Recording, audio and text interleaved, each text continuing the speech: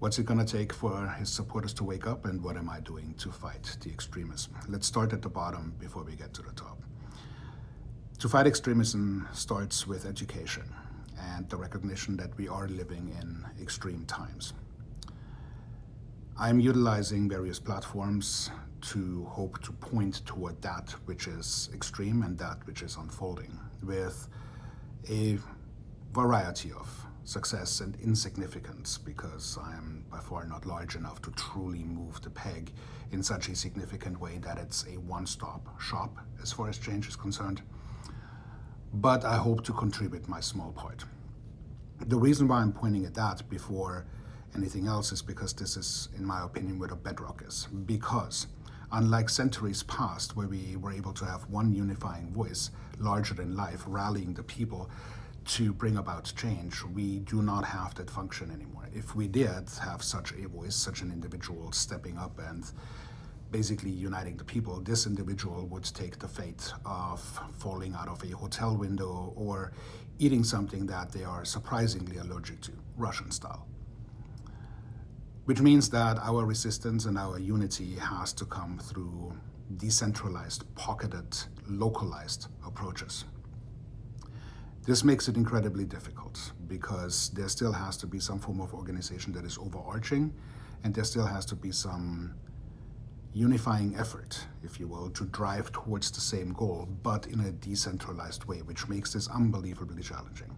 Now, there is one website that is collecting strike cards. You can Google for that and you will probably get to what I'm referring to.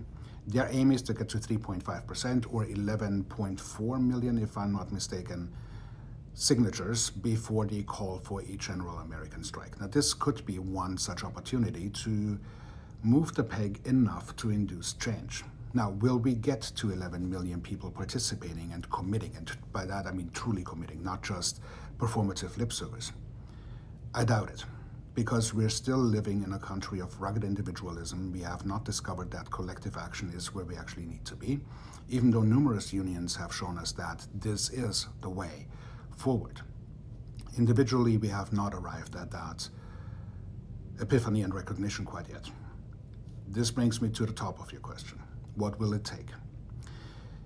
There is loss and then there is support.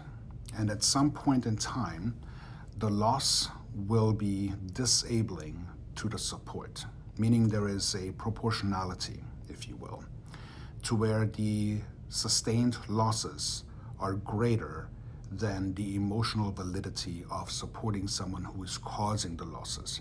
Once we've stepped over that line, people will come around and recognize that they are losing too much and they need to align with the people who were already saying that, wait a minute, this cannot continue. We need to come to collective action, collectivism, something that is absolutely not commonplace in this country.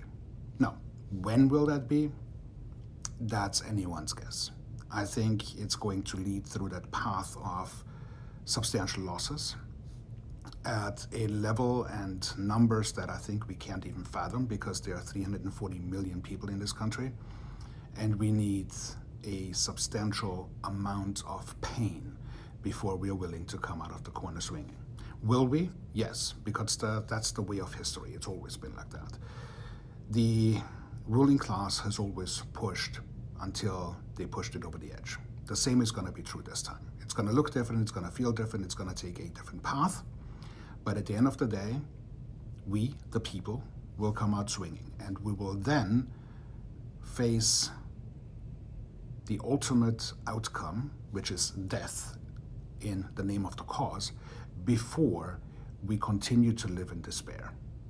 That's dark thinking, but that's also how history has shown that it's unfolding every single damn time, because we are incapable of learning and actually improving, at least from a social perspective.